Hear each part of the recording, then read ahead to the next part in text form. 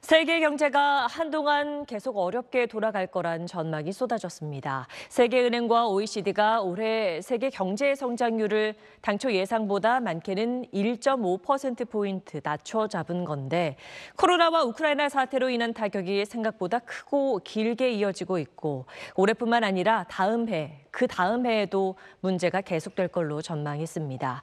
특히 1970년대 오일 쇼크 때처럼 성장률이 낮은 가운데에도 물가가 치솟는 스태그플레이션에 전 세계가 같이 들어갈 수 있다고 경고했습니다.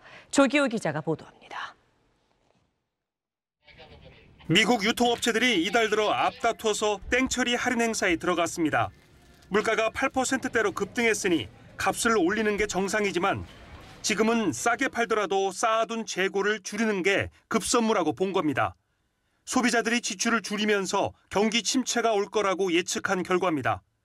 오늘 나온 경제 전망치도 이런 흐름을 뒷받침합니다. OECD는 올해 세계 성장 전망치를 7달 전보다 1.5%포인트, 세계은행도 5달 전보다 1.2%포인트 각각 낮춰 잡았습니다. 우크라이나 사태와 중국의 코로나 봉쇄 같은 변수가 생각보다 경제에 악영향을 줬다는 겁니다. OECD 국가들 평균 물가는 올해 8.8%, 내년에도 6%대로 뛰어서 세계가 고물가에 시달릴 걸로 전망했습니다. We currently face macroeconomic challenges, including unacceptable levels of inflation. 특히 세계은행은 물가는 뛰면서 동시에 불황에 빠지는 스태그플레이션 위험에 맞닥뜨렸다고 진단했습니다. 2024년까지 세계 경제 성장 속도가 2.7%포인트 떨어지는데 악명 높았던 70년대 오일 쇼크 때보다 2배 심한 수준이라고 짚었습니다. 그나마 우리나라는 다른 선진국에 비해 성장률이 적게 떨어질 거란 전망이지만 위기에서 결코 자유로울 수는 없습니다. 스태그플레이션의 요건을 만족하는 상황은 아니고 슬로우플레이션, 취약계층한테는 뭔가 재정 같은 걸 통해서 좀 도움을 주고. 세계은행은 전 세계가 생산을 유지하고 무역 장벽을 낮춰서 위기를 극복하자고 주문했지만 보호무역 강화 흐름도 있어서 공동 대응이 쉽지는 않아 보입니다. SBS 조규호입니다. 다음 소식입니다. 한국은행이 지난달에 이어 다시 한번 기준금리를 0.25%포인트 올렸습니다. 2달 연속 올린 건 15년 만에 처음 있는 일인데 물가가 워낙 빠르게 치솟자 강수를 둔 걸로 보입니다. 김정우 기자의 리포트 먼저 보시고 얘기 나눠보겠습니다. 한국은행 금융통화위원회가 기준금리를 연 1.5%에서 1.75%로 0.25%포인트 올렸습니다. 지난해 8월 이후 0.25%포인트씩 5차례 총 1.25%포인트를 인상하면서 기준금리는 코로나19 이전 수준으로 완전히 되돌아갔습니다. 특히 지난달에 인상한 효과가 아직 다 나타나지 않은 상태에서 한 달 만에 추가 인상까지 한 건 물가 상황이 심상치 않아서입니다. 여름을 정점으로 물가가 서서히 잡힐 거란 기대가 사라지며 한국은행은 4.5%를 넘나드는 고물가가 내년까지 이어질 수 있다고 경고했습니다. 앞으로 수개월 5%를 넘을 가능성은 이미 거의 확정되다시피 높아질 것으로 저희들이 보고 있습니다. 내년에도 물가 상승률이 4%대를 상당 정도 가져가다가 내려가지 않을까. 하지만 물가를 잡으려고 금리를 지나치게 빠르고 강하게 올릴 경우 경기가 가라앉을 거란 걱정도 함께 나옵니다. 통계청 조사에서 올해 1분기에 우리나라 가구들이 식료품과 외식비 등 거의 전 분야에서 소비를 줄였는데 금리를 올려 돈줄까지 잴 경우에 소비는 더 위축될 수 있습니다. 이것도 살까 말까 하다가 또 놨다가 들여놨다 이러고 좀 너무 물가가 올라가지고 도대체가 이렇게 와도 몇만 원 나와요. 이창용 한국은행 총재는 현재는 물가를 걱정해야 하는 상황이지만 앞으로 경제 성장률 같은 다른 지표도 봐가면서 금리 인상 속도와 정도를 조절하겠다고 말했습니다. SBS 김정우입니다. 네, 경제부 김정우 기자 나와 있습니다. 사실 오늘 기준금리 올리는 건 어느 정도 예상이 됐었는데 오늘 한국은행에서 내년에도 높은 물가 상승률이 이어질 수 있다. 이런 말도 나왔어요.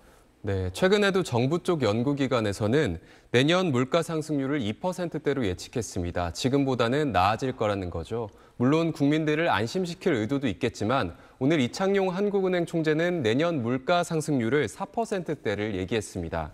이게 얼마나 무서운 거냐면요. 물가 상승률이라는 게 1년 전보다 물가가 얼마나 더 올랐는지 비교하는 수치인데 지금 물가 상승률이 4에서 5%대, 여기서 4%가 더 오른다는 거니까 충격이 2배, 3배가 될 수밖에 없는 겁니다. 그래서 지금이라도 빨리 관리해서 금리를 올리겠다, 이런 이야기인 거죠. 네. 그런데 물가를 잡으려고 기준금리를 올리면 경기에는 또 부담이 될 수밖에 없는 거잖아요. 네, 그렇습니다. 한국은행은 제일 목표가 물가 안정이니까 금리를 올릴 수 있다고 쳐도 정부의 제일 목표는 경기를 살리는 거기 때문입니다. 네. 그래서 특히 이번에 정부가 출범한 지가 얼마 되지 않았고 거리두기도 풀렸으니까 분위기를 좀 좋게 만드는 것이 중요한데 금리를 올리면 시장에 돈이 마를 거고 소비와 투자가 같이 위축될 거니까 그런 점을 우려하고 있는 겁니다. 네, 물가는 잡아야 되고 경기는 살려야 되는 어려운 상황인 거네요. 네, 그렇습니다. 그래서 한국은행 총재도 경제 성장률을 봐가면서 금리를 올리겠다 이렇게 얘기를 했습니다.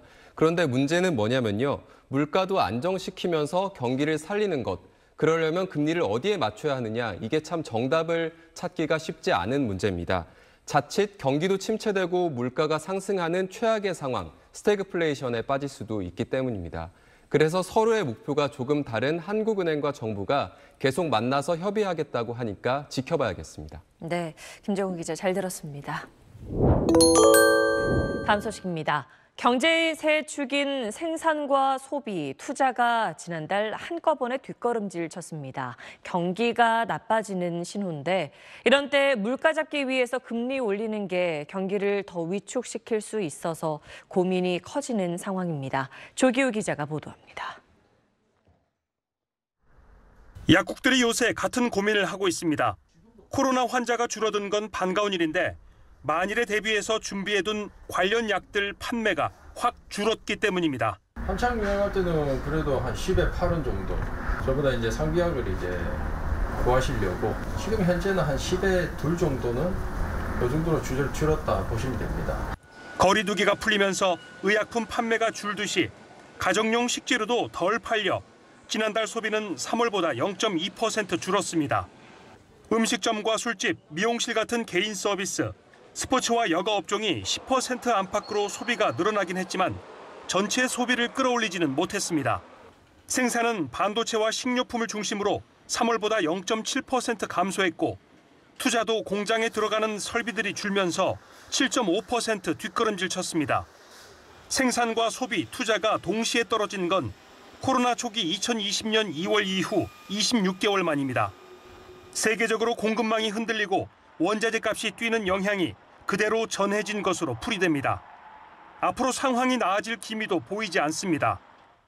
구직과 건설 수주액 등을 종합해서 미래 경기를 예측하는 경기 선행지수가 10개월 연속 떨어졌기 때문입니다. 이런 상황에서 물가를 잡기 위해 금리를 빠르게 올리면 경기는 더 나빠질 수 있습니다. 경기에 대한 관점들도 이제 봐야 되는데 금리가 올라갔을 때에 기업들에 대한 부담도 크니 이것도 정책 결정 변수에 넣어서 검토를 해야 정책을 해야 된다. 물가와 경기 사이에서 절묘한 줄타기를 해야 하는 숙제가 한국은행과 정부에 주어져 있습니다. SBS 조규호입니다.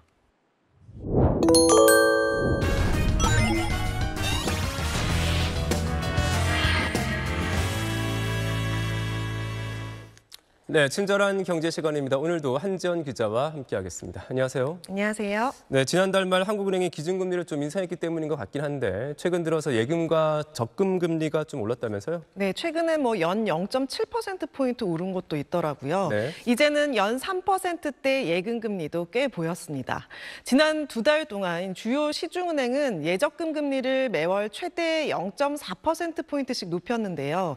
은행권 정기 예금 평균 금리도 금리도 지난 4월 3년 1개월 만에 연 2%를 넘어섰습니다. 자연스럽게 이 은행 예적금으로 돈이 몰리고 있는 모습인데요. 지난달 30일 기준 5대 시중은행의 정기 예적금 같은 이 저축성 예금 잔액이 한 달 만에 17조 원 넘게 늘어서 715조 원에 육박했습니다. 반대로 이 대출은 줄었겠죠. 5대 시중은행 가계대출 잔액을 봤더니 한 달 만에 1조 3천억 원 감소해 701조 원 정도 됐습니다. 네, 은행들이 이렇게 예금 금리만 올릴 일은 없을 것 같습니다. 분명히 이제 대출 금리도 함께 올렸을 텐데 네. 최근 들어서 금리 많이 올랐습니까? 어떻습니까? 네, 돈 빌리기 너무 팍팍해졌습니다. 네. 한 달 만에 0.07%포인트 상승해서요. 4.05%가 됐습니다. 2014년 3월 이후 8년 1개월 만에 최고로 높은 수준입니다. 기준금리를 지난해 8월 이후 올해 4월까지 4차례나 올렸잖아요. 지난해 7월만 해도 이 가계금리가 2%대였던 게 쭉쭉쭉쭉 올라서 9개월 만에 1%포인트 이상 올랐습니다. 가계대출 중에서 이 가장 비중이 큰 게 주택담보대출이잖아요. 이것도 이 한 달 만에 0.06%포인트 올라서 3.9%가 됐는데요. 9년 1개월 만에 최고 수준입니다. 문제는 이게 끝이 아니죠. 지난달 26일 기준금리 올려서 6월 또 오를 겁니다. 따라서 이 변동금리로 대출 받으신 분들 부담도 커지고 있습니다. 예를 들어 지난해 2% 수준에서 2억 원을 대출받아 집을 샀다고 하면 한 달 이자가 30만 원대에서 70만 원 정도로 2배 가까이 늘었습니다. 보신 것처럼 어려움이 커지는데 금리도 계속 오를 예정이죠. 최근의 통계에선 지금 있는 빚도 갚지 못하는 사람이 늘고 있는 게 확인됩니다. 개인의 문제를 넘어 우리 경제의 위험 신호인 만큼 대책이 필요합니다. 보도에 김정우 기자입니다. 가계부채에 경고등이 켜졌다는 건 카드빚 통계로 확인됩니다. 신용카드 대금을 갚지 못해서 잔액을 사실상 대출로 넘기는 1분기 리볼빙 2월 잔액이 1년 전보다 16% 늘었습니다. 리볼빙은 이자가 대부업과 맞먹는 연 최고 18% 수준이란 점에서 은행 대출이 막힌 사람이 고금리로 돈을 끌어쓴 뒤에 손을 들어버린 경우가 늘고 있다는 뜻으로 해석됩니다. 특히 저금리 시절에 돈을 마구 끌어다 쓴 2030의 충격이 더 큽니다. 이미 일부 카드사 대금 연체율이 평균의 2배 이상 높아졌을 정도로 부담이 턱까지 차오른 상황입니다. 예전에는 이제 마이너스 통장이나 개인 신용대출을 뚫어서 투자를 하던가 이런 경우가 많았는데 이제 금리가 너무 오르다 보니까 지금 제 소득으로는 좀 이자 비용을 감당하기는 좀 힘든 것 같습니다. 여기에 대출 금리가 지금보다 1%포인트 오르면 연간 이자 부담이 평균 80만 원, 2%포인트 오르면 160만 원이 더 필요하다는 연구 결과까지 나왔습니다.